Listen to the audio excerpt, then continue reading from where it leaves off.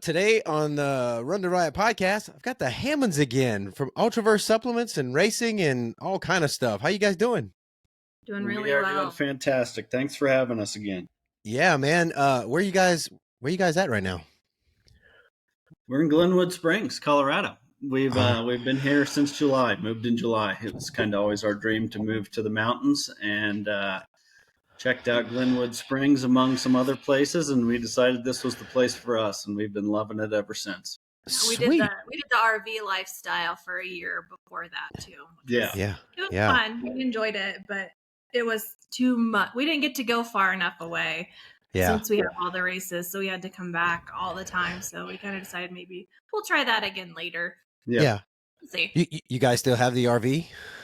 We don't. No, we sold that. Gotcha. Well, where is Glenwood Springs? I didn't look it up. Where what's it near? So you know where Breckenridge is? Breckenridge, Colorado. It's about an hour and a half west of there. It's not too far from Aspen, actually. Mm-hmm. Nice. Yep. Okay, cool. From Grand Junction. Yeah. So. Okay. Straight down 70. I spent a lot of time in the we had some land that we sold up near in Como near Fairplay, all that area and stuff. And anyway, we're still looking. We'd like to buy out there and get some property that the property we had before was under HOA and stuff. And we couldn't really camp out on it and all that. But I want something almost off the grid. That's what I'm looking for. That'd be cool. Glenwood's only about 3 hours from Moab. Mm-hmm. So we're not too far from Moab. Yep. Well, that's pretty. Yeah, that's crazy.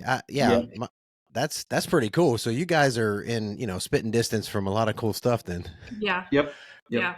Nice. Kind of part of why we picked it. We like the easy access to those kind of places. So yeah. Well, so the big question since you moved and you're now living in what I call paradise, in the middle of the mountains, have you guys been able to take advantage of living in the mountains and hiking, trekking, running, and all that? You've been able to do it? Not as much as we want to. But... Yeah. Well, when we moved, it was July, which is kind of right in the heart of our busy race season. So I'd say between July and October, we were gone. So much. I mean, I don't know. We might have We were gone more than we were here. Yeah. Probably. Gotcha. Because, I mean, every race that you go to, especially the super long ones, you got to be there a few days in advance. And for like Cowboy, we like to be there probably 5 or 6 days in advance, and then the race lasts that long, and then it takes about that long to clean up. So you're looking at 2 to 3 weeks for a race like that you're gone, Yeah. But we definitely hiked a lot when we first moved out here. I did a lot of peak bagging. She didn't do quite as much of it, but we did a lot of hiking, and the training has just been awesome, fantastic. There's a trail about a quarter of a mile from our door. Oh man, we live in an apartment complex here, and it goes up about 2,000 feet and 3.5 miles, and then turn around and do it all over again and come back. So it's been fun. We're not having any shortage of elevation training. Yeah, nice. It's hard to find flats. It's hard to find it. Nice. Not that I'm looking. Yeah. No, that's fantastic, man. I have a friend. In fact, I'm coaching him, and he moved to Denver for work. And man, looking forward to hitting the doing some. And he did it first, and now he's like, I've been so busy. I was like, dude, you better get out there. I'm gonna come in there and kick your butt. Hit your weekend runs, man. Go climb something. Yeah. No, that's fantastic. So how did this race season go, guys? I mean, I was watching, and you guys, like you said, you were busy, but how'd all the races go? As far as the races that we put on? Yeah. Oh, it was fantastic. I mean, with the exception of Katie getting canceled, the rest of the races were just phenomenal. Yeah. No issues whatsoever. Hell Creek was brutal, awesome, but it's hot. Brutal, but I mean, it's just a race that will always, because of that. Cowboy was fantastic. Awesome, totally different from the year before, because the year before we had it in November, and this year we had it in the end of November, and this year we had it mid-September. So the temperature was drastically different. Better, in my opinion. Well, yeah, talk about that because we've my good friend Edie is running it next year. She's the race director at Lougarou in South Louisiana, Oh, cool. and she signed up, and I'm in on her. If everything works out, I plan on being there to help crew and pace and all that stuff. And so Awesome. we've had some Zooms, and we're talking about it, and we talked to a guy, I don't remember his name, who ran it the first year, and he said it was cold. It was so cold. but with it, with the change, it sounds like it was almost like a totally different race. Mm-hmm. It was. It was actually warm. I mean, it was about low 80s during the day, a couple days, compared to below freezing wind chill. I think it still got chilly-ish one night, but nothing like below freezing like it was the year before. Like people's bottles were frozen. And that's crazy. So the first year of Cowboy, was that you guys' first year putting on a 200? Mm-hmm. Yes, that was our first 200. Mm-hmm. So what did you learn that from that first year that you incorporated into the second year, besides changing the date so people didn't freeze and their bottles didn't freeze? But did you guys make any big changes or something, or did you kind of nail it on the first go? I don't think we made it any. We basically just nailed it. Excellent. Okay. That's right. We got this. No, I mean, we didn't make too big of changes. I mean, besides the date, everything basically stayed the same. Nice. We That's incorporated live. I mean, the big change we made was we incorporated GPS tracking, and that was a huge change, actually. And that made our lives easier. Made things so much better for the runners, for their crew, and for us. So that was a massive change, I guess. Yeah, because last year we were kind of just guessing when people were going to be coming, and we had one volunteer. Basically his entire job was to just stay ahead of first place, so we knew where we needed to be when. And so it kind of freed up our volunteers. They would know, like, hey, I've got an hour and a half before anybody's coming. I can go take a nap if I need to. We could go take a nap if we needed to. Yeah, things like that. So it made the logistics a lot easier, for sure. Yeah, that makes a lot of sense. I'm sorry.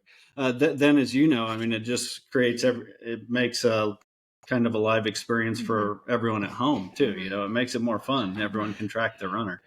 Well, yeah, and that's part of the fun, when we're out doing the other 200s and stuff, and I have people that I meet and talk to, like at church or at school where I work, and all. They're like, "Hey, man, I tracked you the whole weekend." It's like, I didn't even know you knew I was running, and it was just really, it's a cool experience to have people involved.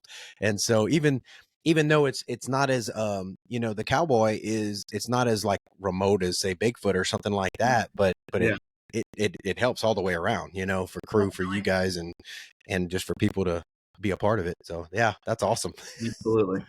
Yeah. Well, so what happened with the Katy? Because I was excited to see how that was going to go. 225-mile race in Missouri. I know a lot of some of my friends were pumped to go and race it, and then you guys had a permit issue or something that just kind of blindsided you, man. What happened with that? And have you recovered emotionally? So we were in Summit, working on the Summit, and we got an email saying that they were made aware of this event and we needed to get a permit. I replied and said, hey, we've had a permit since November last year. Yeah. And then she's like, oh, my apologies. You're right. I did some research. So it sounded like they had forgot about it, or couldn't remember what we were doing. And then she had asked she's like, well, you're not going to be running overnight, are you? I'm like, well, of course we are. Yeah. Because it's a 225-mile continuous race like we had originally said. And then it just kind of snowballed from there. I don't know. We begged and begged and begged and begged. And we were like, we're willing to do whatever we need to do. Just let us have it this 1 year. People have invested so much into this. Yeah. 10 days out from the race, you're telling us that we can't have this race anymore. Yeah. And, we had the permit in hand. Yeah. Like she said, about a year in advance. We didn't open registration until we had the permit. Yeah. And we knew that one of the first things we had to tackle, because I mean, their rail trail is the same as almost every rail trail, where it closes from dusk till dawn. Yeah. And we knew immediately that that's the first thing we had to tackle, just like that's the first thing we had to tackle in Cowboys. Like, hey, runners are going to be going overnight. Yeah. So in our very first phone conversation, that's one of the very first things that we brought up. And she said, okay, that would just require a special use permit. Mm-hmm. And we said, sounds good. And that's what we got, was a special use permit.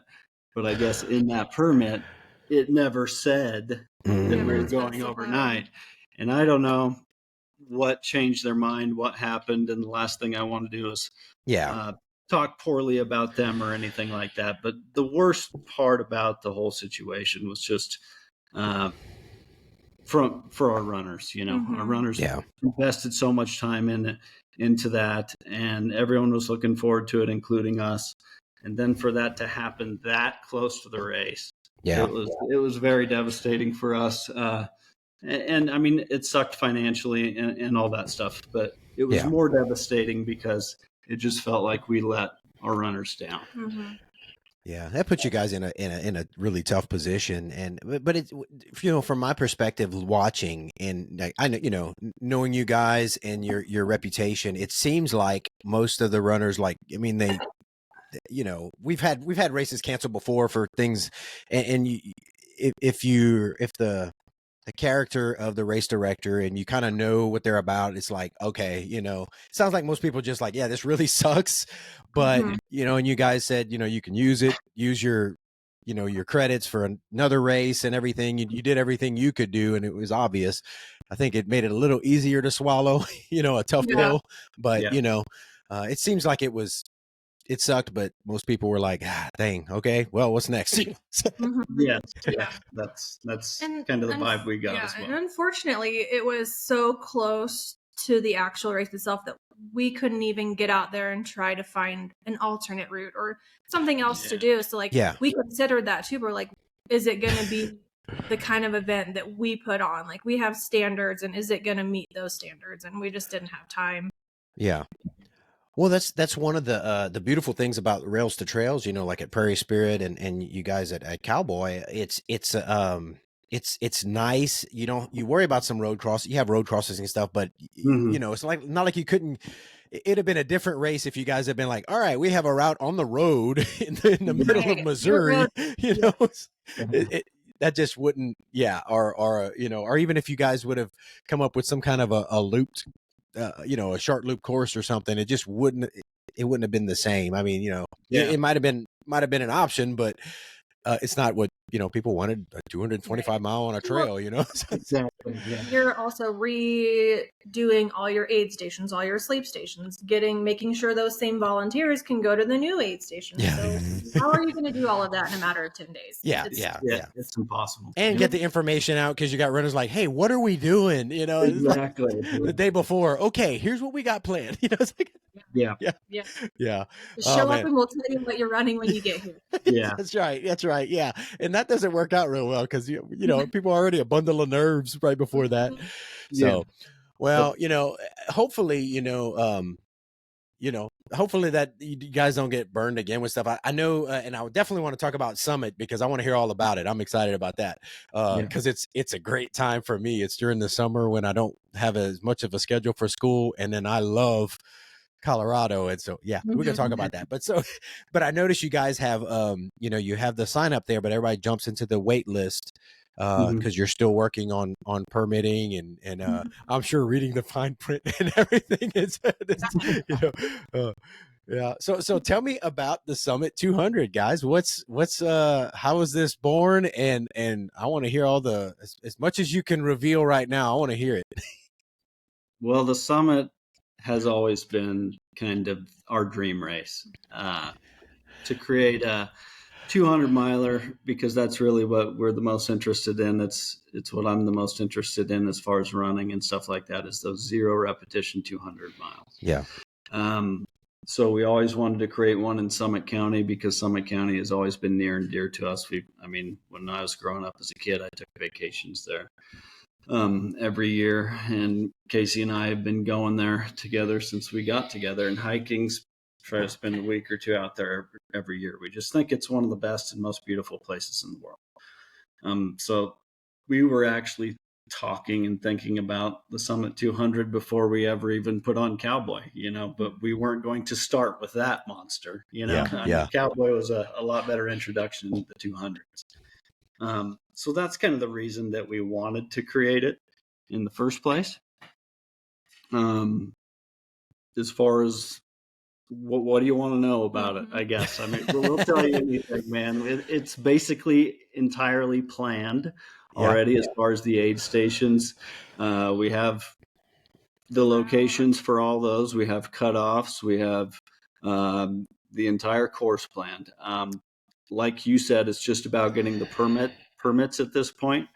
Registration is open right now, but you don't pay anything for signing up. It's basically just a placeholder. And then once we do get our permits, likely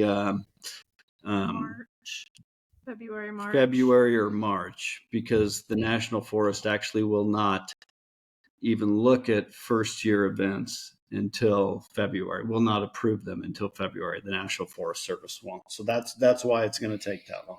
Gotcha. But at that point, everyone would just be charged, and the price will actually go up a little bit. So it would benefit people to get in earlier just because they'll get it for the cheapest price, and they'll have a spot.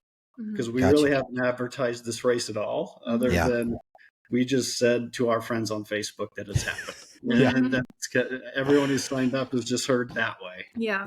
And that's about it. So we wanted people, we made the wait list because we wanted people, we know how much planning for a runner this kind of event takes, and so we wanted people to have enough time to get the time off from work to make the reservations that they need to make and things like that. So we wanted to give people a heads up, just to like, you're not going to sign up for a 200 miler in March that's in July.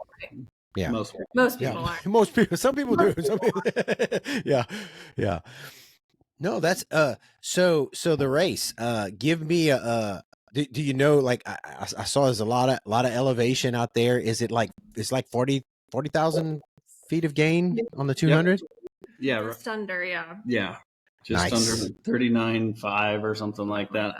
And then as far as distance, it equals out to right around 200. I think it's about 202 miles, 201 miles. 201.6. Gotcha. Okay. All right. So we're pretty close.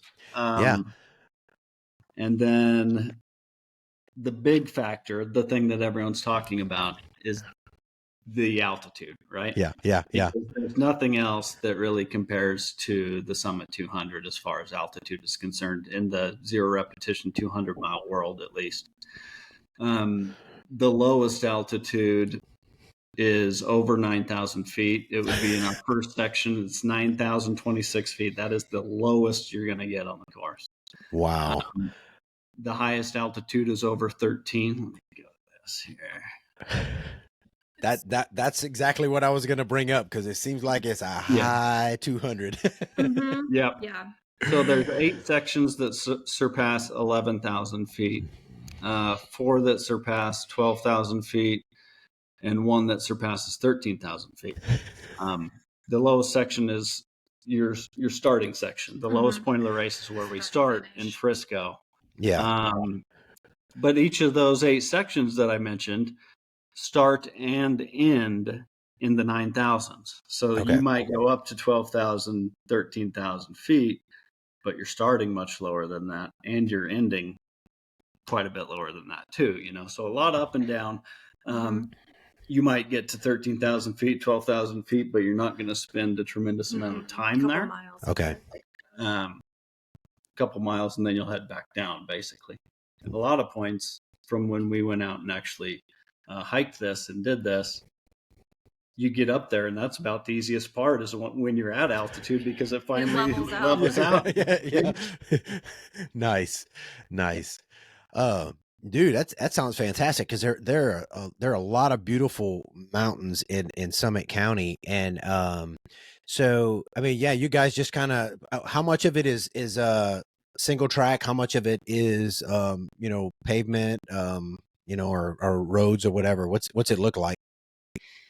So very little, very, very little pavement.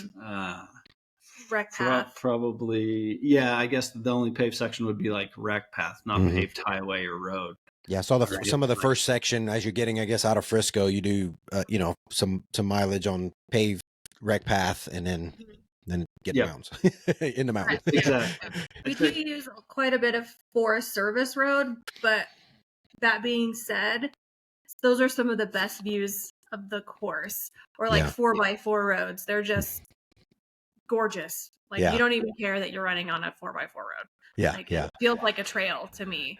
Yeah, a lot of people, when they hear the forest roads, they get kind of turned off about that. But like when we were out there planning it, and I was on those roads, like she said, they were some of the best sections of the course.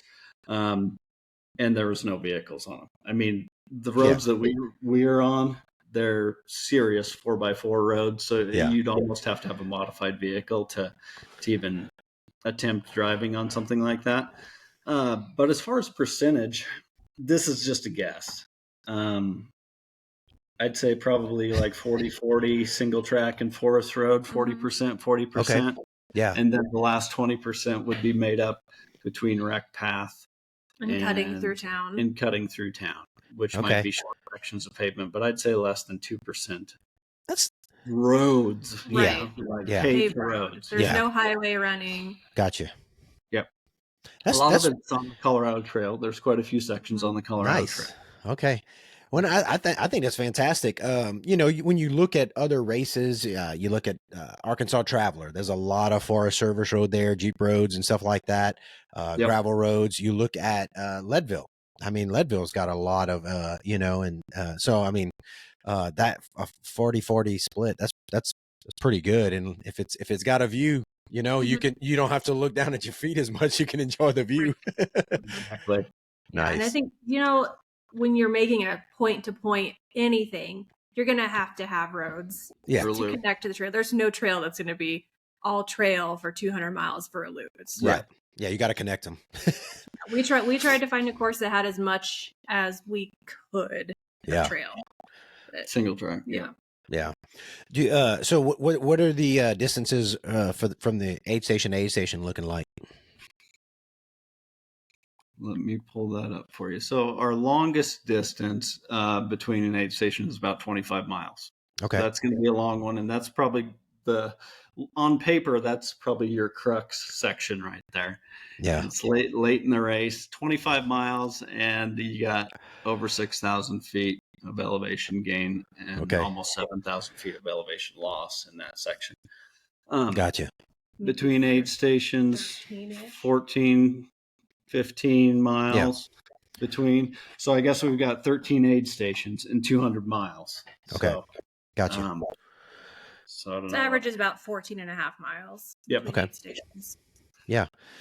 Well, I mean, pretty standard, compared to destination trails, races, every now and then you've got a long outlier, that you just got to plan for, you just, exactly. You got to, if you know about it ahead of time, if it surprises you, then it's an issue. But if you know about it ahead of time, that's on you, No, that's awesome. And it sounds fantastic, man. I hope you guys get all the, I hope everything flows through as far as permitting and your and I know it's also where you have your aid stations and all, you've got to, I guess that's part of the permitting and permission. Are all your aid stations, do you have any that are like, sometimes you can get like a building or something like that, or are you just having to put them kind of tents and stuff?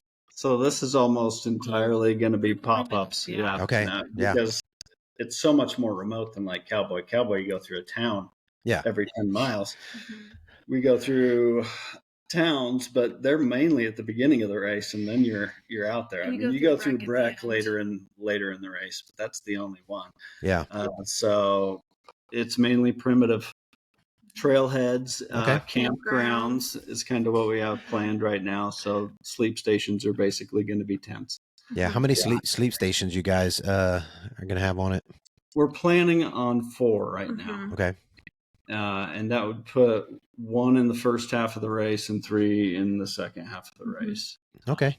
Is what the plan is right now. We're still working with the places, with the campgrounds and stuff to iron all that out. Yeah. but that's the plan now. You're limiting the first year to 100 runners. Did I see that?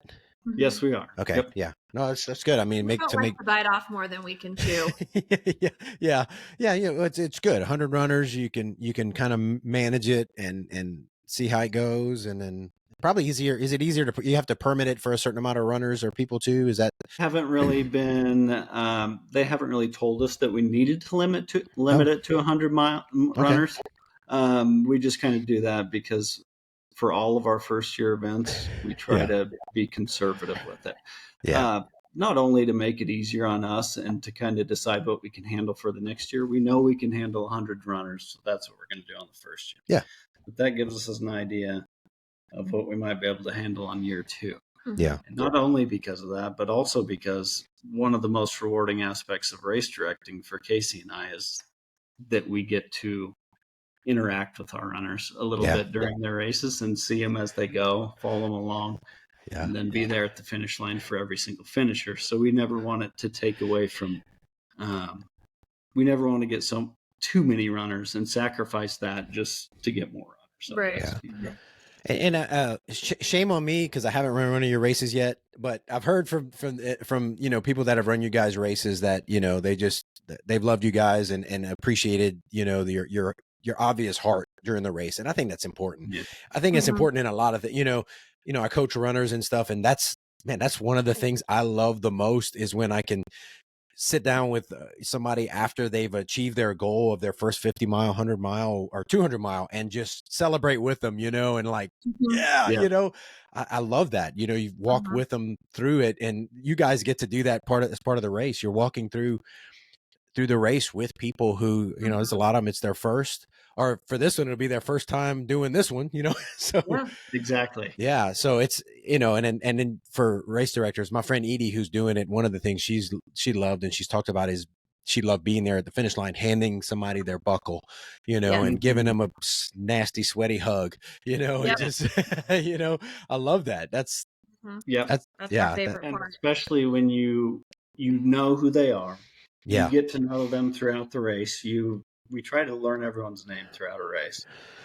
Can't always do it, but we try. Yeah. But at least we know a little bit about how their race has gone all the way up to that point. Like, for example, Cowboy, 200 miles, 60, 80 hours. And we've seen them struggle this whole time. And then to be able to hand them the buckle when they cross the line and to see all the emotion in them and their crew. And I mean, every single race we get choked up. And I mean, it is so awesome. Yeah. So, I mean, that's why we do it. That's why we do. I mean, you got to make money on it a little bit. Otherwise it doesn't work. Right. You can't do it. We'd have to get real jobs if we didn't. Yeah. But, in the end, that's why we do it. Yeah. I relate. Same thing with coaching. I have to justify to my wife the time I'm in this office working on the coaching stuff and on calls with people and everything else. So I have to make a little bit with it, but I love doing it. And you guys know the feels. You've been out there on the course racing and crewing for these big races, and when you've been out there for 200 miles and you've been helping him for 200 miles, that feeling, like you can relate when you see that in other people. It's like, I know, I know what you're feeling right now, man. And come give me a hug. Here's your buckle that you earn. Like you earn that, and that's beautiful, man. That's beautiful to be a part of that on the other side. Definitely. So I haven't seen anything on this. This is probably the most important question about the Summit 200 on everybody's mind. What's the buckle look like? We haven't even thought about the buckle. Okay, all right. 100% working on all of the permits. I got you. It's not just the National Forest Service. We have to get a permit from every town that we run through. Sometimes the county. We've had to talk to Bureau of Land Management. It's just so many pieces that we have to fit together. Use the rec trail. I mean, it's somebody else owns the rec path. Oh, it's crazy. 2 different entities. I mean, it's a whole different ball game compared to our other races. I get like the Triple Crown races and Cocodona and those now, how big of a task they are to take on. And I understand more about like the cost of them now. Yeah. Because it is tremendously expensive. I mean, it costs, for Breckenridge, it costs us $350 just to ask if we could have a permit. Wow, that's crazy. To just fill out the application. That doesn't mean you're going to get it. That's crazy. It kind of gives you a, I don't know, like when you think about when Candace did Tahoe, and she was just this, woman who said, I want to do a race 200-mile around Tahoe. Nobody was doing that. And to that, she just kind of made it happen. And, I mean, it kind of gives you an appreciation for what she's accomplished with all that. Yeah. Paved the way. Yes. Yeah. A lot of respect for what she's done. Yeah. Well, I'm excited, guys. And, I am hoping I can, be out there. So we'll see what happens. Yeah, definitely. I think we're going to get it. Like I said, the permits are hard, but everyone has seemed open. Everyone has seemed to it. Like they're on board. It's just, they can't approve us until a certain time. So. Yeah. Cool. Well, I hope it happens whether I'm there or not. And I hope I'm there. So, oh man. Well, so you got that going on. So you guys are, I mean, really with your race schedule stays pretty full. And if anybody listening, you can, it's ultraversesupplements.com. You go there and there's you can click on races, and it has a list of their races, and all different kinds of races, the sticks, the 6, 12, 24, 48, 72 hour. Had some friends run that, the Eternal Damnation Backyard Ultra. Basically run till you can't run no more. Yeah. That one sold out. That one sold out in 5 months. Yeah. Wow, that's awesome. That one's in April. You got your Hell Creek half and 50K, Hell Creek 100 and 100K, 20 mile. I mean, just you guys have added some stuff. You got the Front Range Ultra Days you guys just added too. We did, yeah. We're very excited about that. We're super pumped for that one. The FRUD. The FRUD. Yeah, I just totally forgot. We need to talk about that one, because I was looking, when you guys posted. Of course, I'm like, oh, where's it at? What's going on? Tell me about that one. We wanted to put on like a trail running festival, kind of. And we wanted it to be long, like 100 hours is our total time that the festival will be going on. We kind of wanted it in a park, in a city, but that was so hard to find one that would let you be in there overnight in a city. Most places just are like, no, we don't do overnight events. But the Parks Department in Loveland was like, oh, heck yeah, absolutely. Let's do it. So they were so responsive, and so it's happening. Yeah. That's totally cool. Dusk till dawn, so I mean, and we saw the rules on most of their websites. We knew that it was basically a shot in the dark when we reached out to people, and most of them just told us no, which we totally understood. And then once you get that nailed down, then you gotta ask them if now we can camp in the park, which is normally illegal to camp in a park as well. So we honestly went into it not really expecting anyone to actually agree with us on any of these things or approve us. But luckily we did explore Loveland, because they were immediately tremendously helpful and supportive of the event. Nice. It's so what was so I was looking at the course, and it looks like you got mountain views, but it's the course itself is pretty flat. How big of a loop is it? 2 miles. 2 miles. 2 mile loop, and it's around, there's some ponds and stuff, and like a nature preserve. We basically run from the park, run around a nature preserve, and come back in through the park. Yeah. Is it paved, crushed gravel? What's it like? So what did we decide? 80% gravel. Okay. And then 20% paved. Yep. Okay. Just nice. Sidewalk or rec path again. Yep.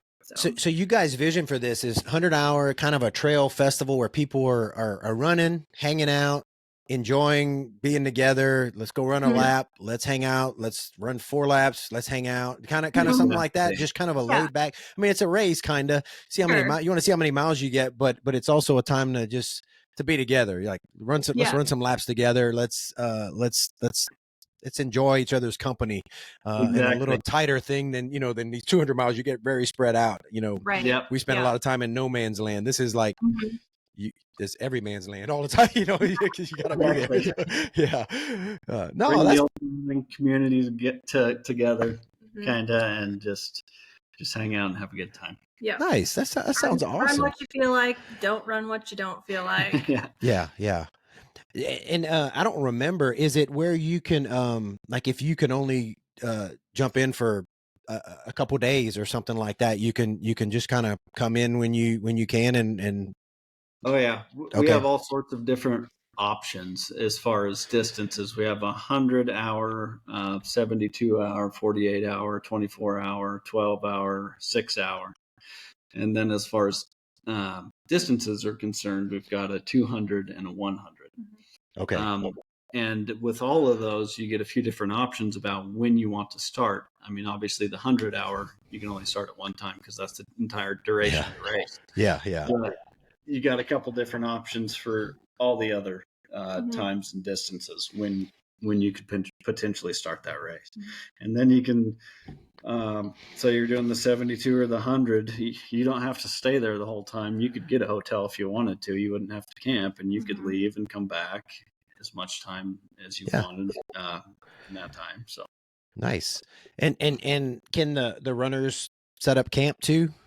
Yes. Yep. Nice. Yep. Yeah. And pop-ups. I think we're still working out how they want us to have RVs, but I think that's going to be a thing too, a separate parking area for them too. Nice.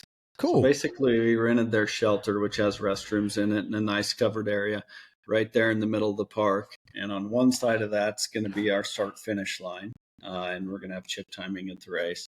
And then on the other side is going to be Tent City, the camping area. And so right in the middle of that will be the shelter where everyone can kind of hang out and stuff. It should be really, really cool. So I'm looking through right now while we're talking, and a few people have already signed up, and somehow I knew she was, because of something she said, but Christine Tokars is already in for the 100 hours. She's awesome, man. I love her. We met her at Cowboy the first year. She's very cool.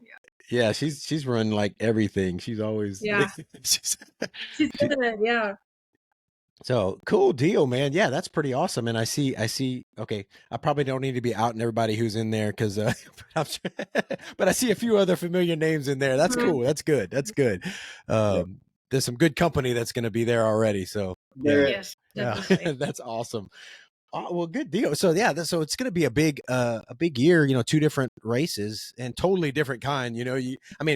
Lengthwise, distance wise, it could be similar, time wise, but a 2-mile loop at a park is not nearly as an undertaking as Summit 200.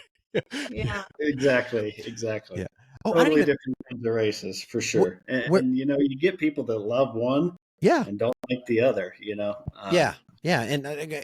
and I haven't done a whole lot of looped courses. I have done some, and my wife's like, "Those are just stupid." And I was like, "That's its own challenge, man. It's a mental challenge. I did a 2 different treadmill challenges, 100 miles on the treadmill, and dude, it was rough. And I said I'd never do it again the first time, and I did it again.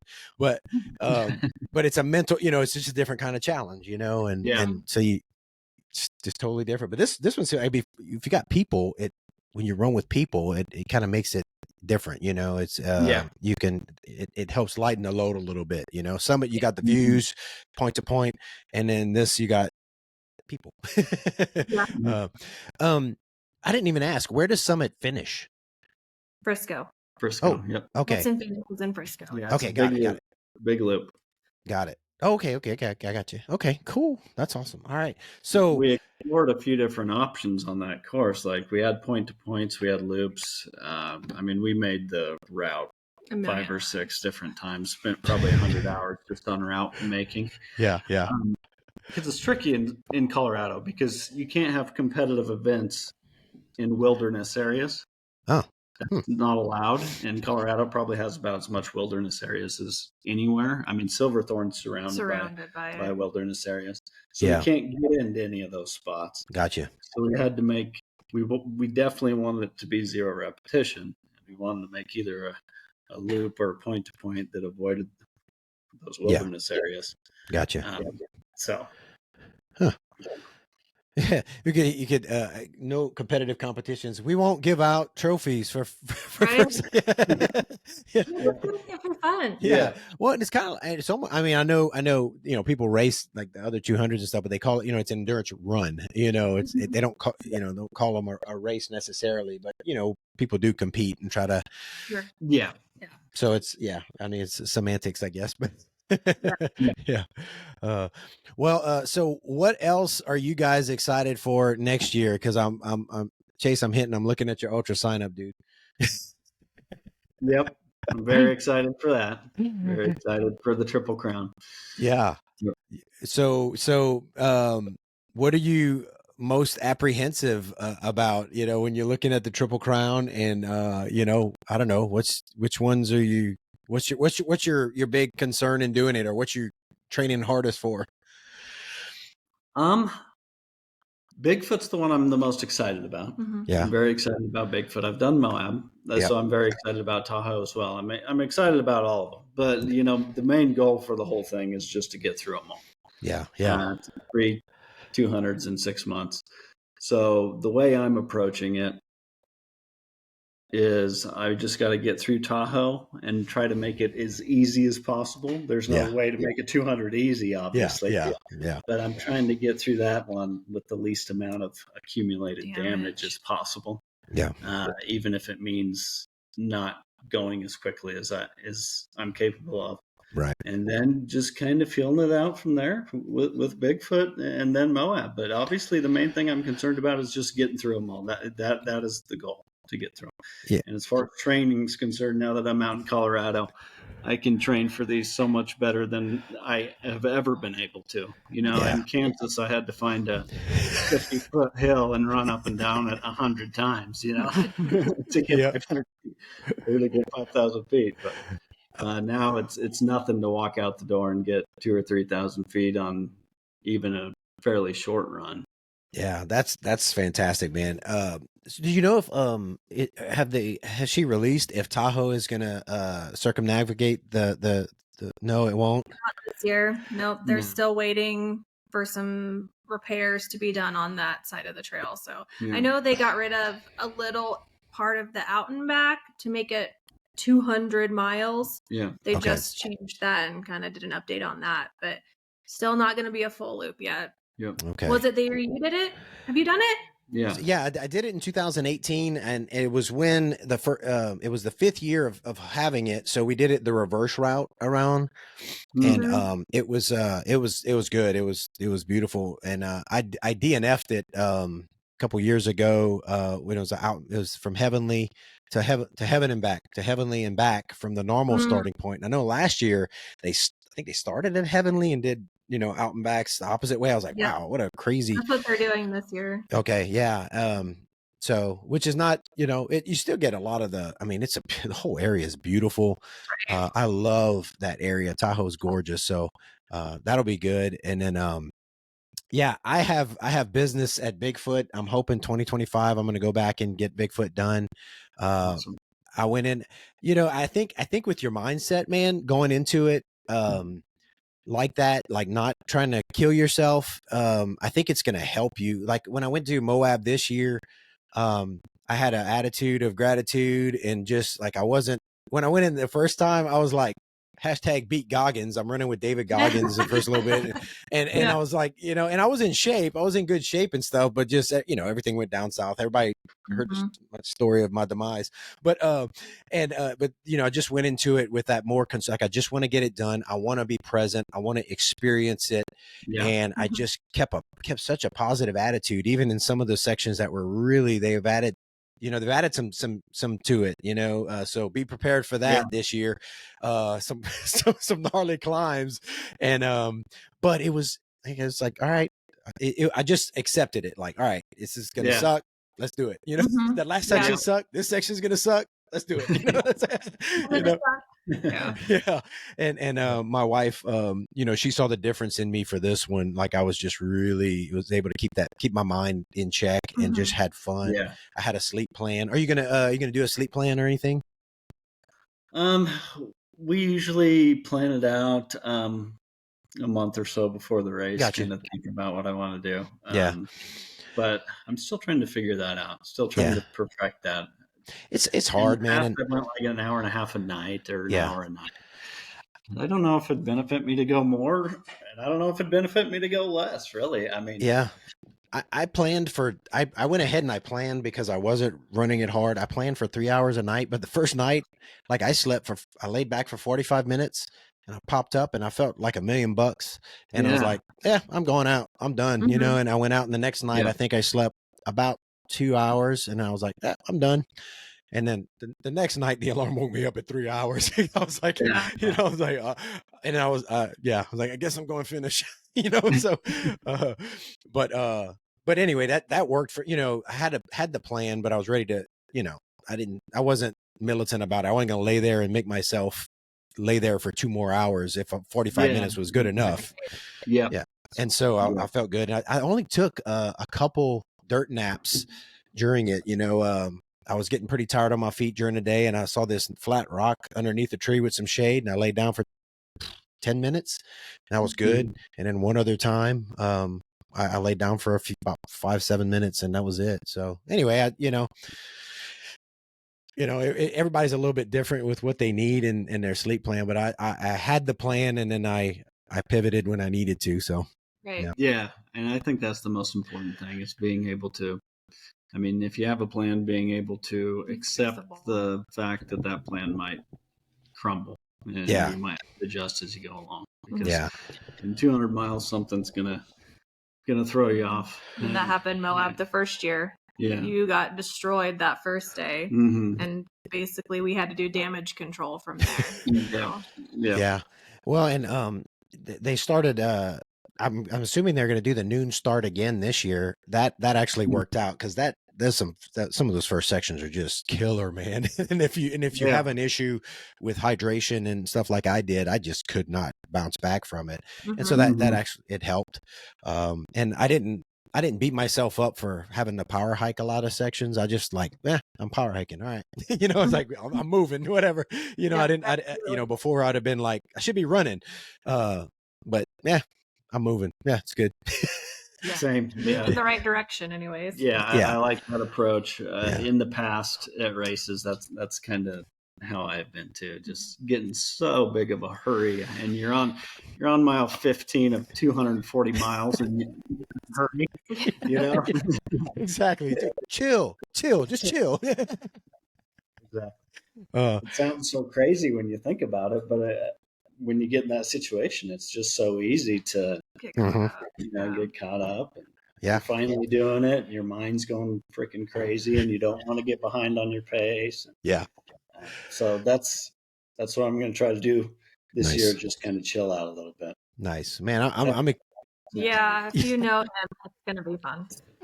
I tell my wife all the time, I'm like, okay, I'm just running this as a training race. And she looks at me like, whatever, because I'll end up, because in the past, and now I'm better about it. But in the past, I've like, oh, wait, I'm in third place. Oh, I could get second, and then I start, and I start racing. But I don't do that as much anymore. So I'm getting old.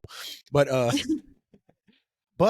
so you're getting ready for the racing and stuff, but somebody's got to get ready for all the crewing. Are you going to be crewing all 3 of them?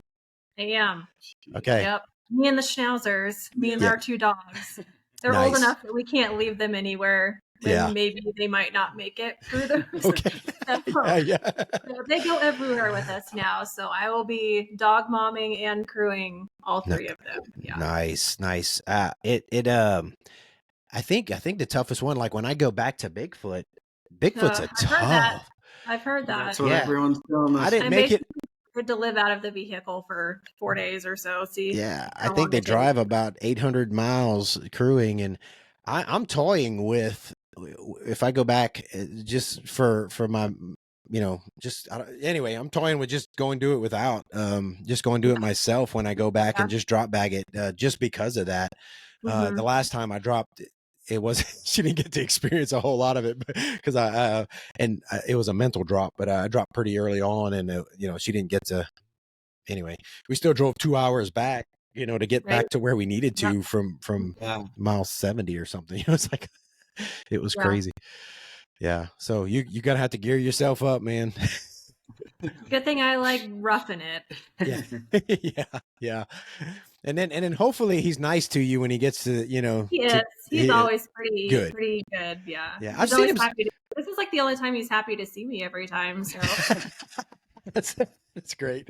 It does something though. I know, when I know my wife's going to be at the next aid station, it's like, I get to see Jennifer, and it just helps a little boost and stuff. And I've seen you suffering pretty good. I think it was at Flat Rock, and it was hot, and I was crewing, and you stayed pretty positive, and everybody was suffering out there, but and you had done a lot of running and had a lot left, but you stayed, that's mindset's a huge part of it. So yeah, it is. He's pretty good at that section. Like he's pretty good at not getting into his head too far, but like getting into his head enough to where it's beneficial. Yeah. You got to acknowledge what's going on. You got to acknowledge that sucked, or I'm hurting. I need to do something. I'm thirsty. Or my mood's getting funky. I need to probably eat some calories. You got to acknowledge the reality of the situation, but you can't let it take you down.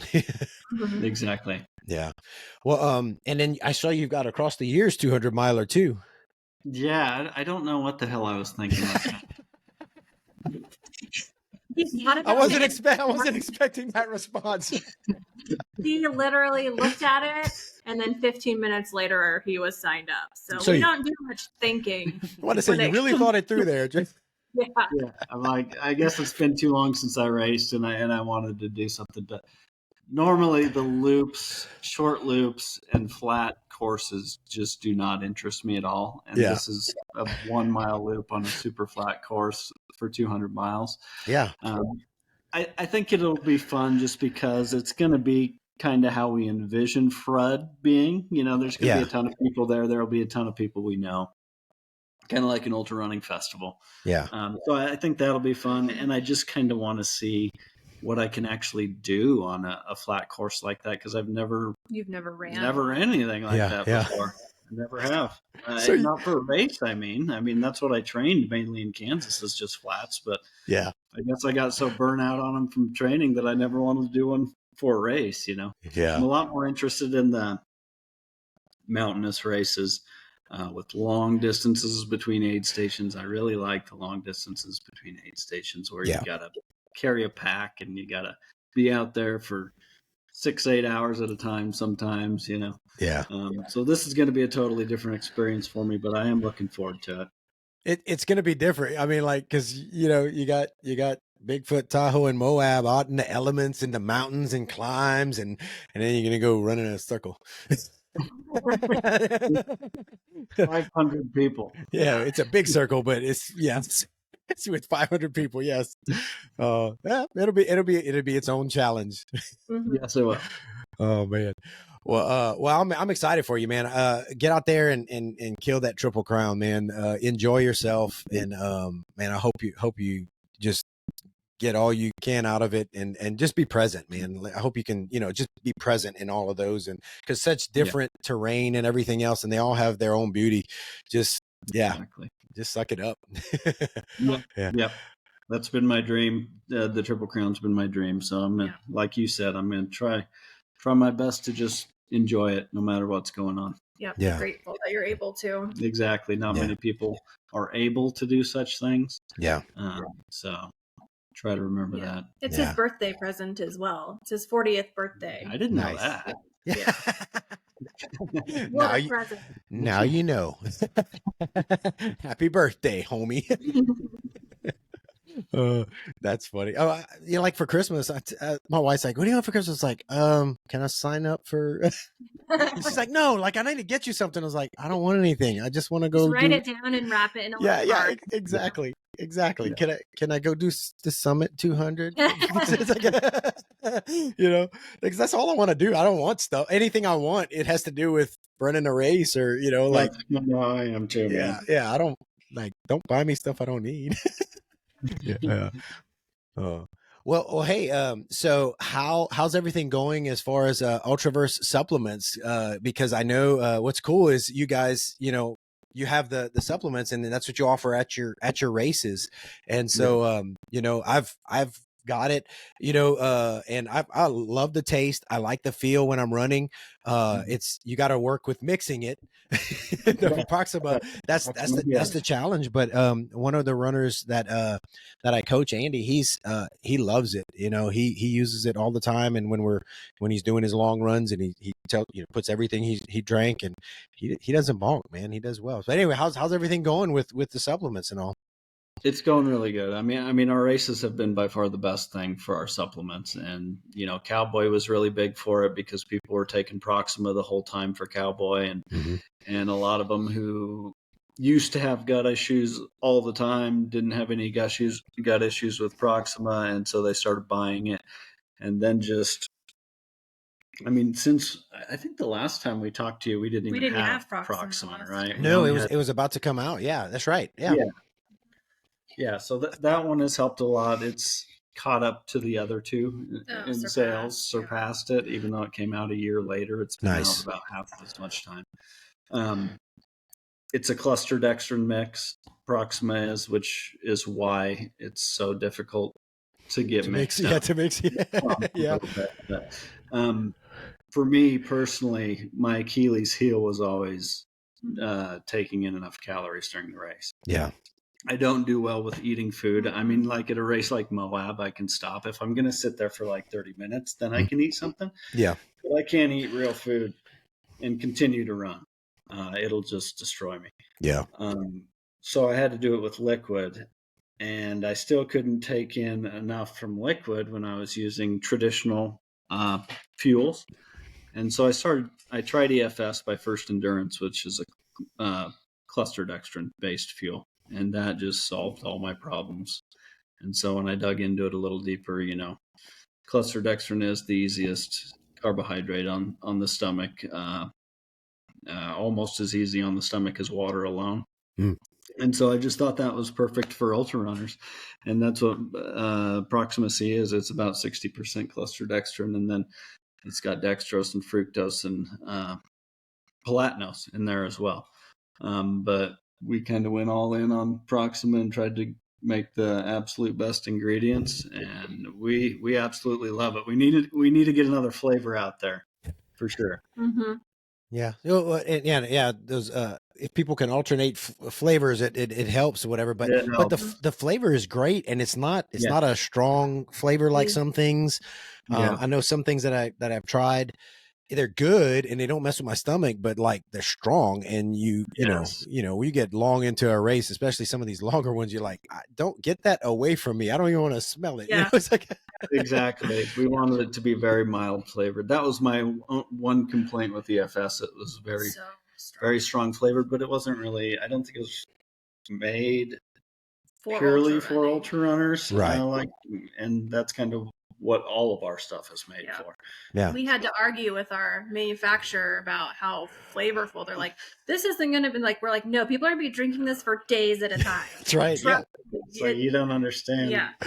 They're like, it needs to be a little sweeter so it tastes better. I'm like, no, it needs to be less sweet. Yeah. Because you might like that sweetness for one or two drinks, but you're not going to like that sweetness after you drink 50 of these. Yeah. Yeah. You're in for the long haul. Exactly. Yeah.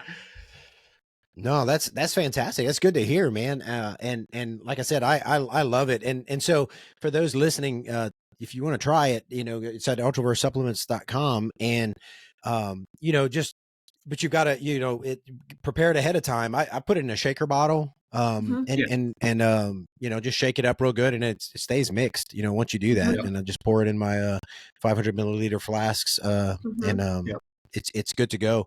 You got to plan for it a little bit if you got like remote aid stations and stuff like that. But it's fantastic. Mixing it in his bladder, like we just put it in with the water, like put the water in, put the proxima in, like in the bladder, you're able to shake it up enough to where. Okay. Yeah. Yeah. If I have a 1.5 liter bladder at least, then I can shake it up enough to make it mix to where it's not going to clog my hose and you're not going to get the clumps and stuff. Okay. But you can't put it in like a little flask and do it because you that'll clump too much. Gotcha. But I can shake it enough with the bladder, I've found. But if you have a crew, what I like to do is I just put a whole bunch of it in a blender and get it blended up really well and then put it in gallon jugs. I think you guys, it was before you were selling it at Flat Rock, and I was like, I remember going. I think I was talking to you. You were getting stuff ready for him, and I was like, "So, what you doing? what you got there?" Homebrew. Yep. Yeah, that looks good. It smells good. What's going on? Chase was using it. That was before we actually had it. Okay. Yeah, we didn't have. We made it at home. We created it out of the raw ingredients. You know, I just bought cluster dextrin, I bought palatinose, I bought dextrose, I bought fructose, I bought all the electrolytes. Yeah. And then I created it myself, and then I flavored it myself. Nice. And so it was Proxima C, just different. And I will tell you that this Proxima C tastes a heck of a lot better than that Proxima C. We got Proxima like 2 weeks after Flat Rock. Yeah. Or the week after or something, but yeah. We had to make it at home. We came home from Flat Rock and unloaded. Proxima from the delivery truck. Yeah. Yep. That's cool. That's awesome. But it just goes to show you're using. I like that. You know, you're not. It's not. It's something you're using. It's something a problem that you tried to solve for you. You know, and that'll work for others. And that, you know, you went out when you go to bat like no, this flavor, because you're an ultra runner. You know, like it needs to be subtle. It needs to be, instead of saying, "Oh yeah, just add some more to it." No, don't. Yeah. No, that's fantastic. So I'm definitely glad to hear it's doing well. And you know, maybe we can invent some kind of like a 500 milliliter flask with a put one of them little shaker thingies in it, a little wire thingy in it or something. Something like that with the bottom come off so you can wash it. Or, I don't know. Oh, that's cool. Anything else you guys got going on? I mean, that's a lot, dude. You got 2 new races on top of all your other races. You're racing the Triple Crowns. You're running in a circle across the years. You got the supplement stuff going on. You moved. You live in. What am I missing? I hope not, because you guys might have a nervous breakdown. Are you taking some time off for Christmas? We are. We're going home for Christmas on Friday. Nice. Well, good. And then turning around and going and running in circles and being expert. Yeah. Oh man, that's crazy. Yeah, it's fun. Season. That's how I like it that way. I mean, that's how I like it. I like to stay busy. I'll go crazy if I'm not busy. Mm-hmm. Well, how are you guys handling traveling around for the races? If you don't have an RV anymore, are you just staying at hotels or something, or camping out, or? Depends on the race. Okay. We will, like for Cowboy, we did hotels. Yeah. Okay. My parents also have a camper that they let us borrow. Nice. For if we need to. So that's what we're doing a lot for the Kansas races next year. Yeah. Since they're all out at Wilson at the lake, so we'll just stay in their camper. Gotcha. For Katie, we were going to rent. We had rented an RV from Cruise America, and we were just going to pick that up and travel along with that. Mm-hmm. Yeah. But I foresee us doing that a lot. Just renting an RV. Mm-hmm. A drivable one. Yeah. No, and I guess it depends on all the races are so different, so you just gotta figure it out and go with the flow. So. Yeah, the sticks is pretty easy for us since it's at my parents' house, so we don't have to. I didn't realize that. That's funny. Yeah.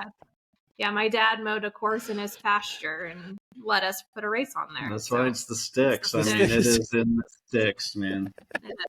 That's pretty cool. That's awesome. It's a lot of fun. Fun race. It's fun. Yeah, and it's very hard. I mean, it's a hard race. Really? Because I don't know if you've ever ran. I mean, there's not a ton of elevation gain, but it is hilly. I don't know if you've ever ran in a pasture, but I have actually. I grew up in a pasture, 4 acres of pasture, and we just run around in them. But there's like holes and stuff.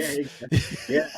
And it's never really level. It's always just a little tilted one way, and it's soft. It's, soft dirt. But man, it's a fun race. It is. It's super fun. Yep. That's cool. That's good. Well, dude, I will be cheering you on at Across the Years, and then for the Triple Crown, and hopefully, be hanging with you guys at Summit, and hopefully be helping crew at Cowboy and stuff. Cowboy, yeah. Hopefully that would be fantastic if I can get out there. So hopefully I get to see you guys more. It'd be good. I want to experience your races and see how you guys operate and everything. But looking forward to a good year for you guys, man. Thank you. We're excited. Yep, we can't wait. All right. Well, if anybody wants to look you guys up, I'll say it again, ultraversesupplements.com. Any Facebook, Instagram you want to throw out there? Same. It's all Ultraverse Supplements. All of our races have Facebook groups. You're welcome to join. They're super fun, interactive, pretty good community that we have going on in all of those groups. Most of our races, we announce every participant, so it provides a lot of engagement in the groups. So I like that. Summit 200, look up the Summit 200. You want Hell Creek, look up Hell Creek, look up Cowboy 200. We have to approve most of those just so we don't get a bunch of spam. We get a ton of spam if we don't actually look at who's trying to join. But we'll approve you. Nice. Yeah, it's pretty easy with ultra runners because most of the time their profile's got like a pack on or something, or a bib or running, or trekking poles. It's pretty easy. Yeah. Good deal. Well, hey, thank you guys. It was great catching up with you. I love that you've got a lot going on, and man, keep it up.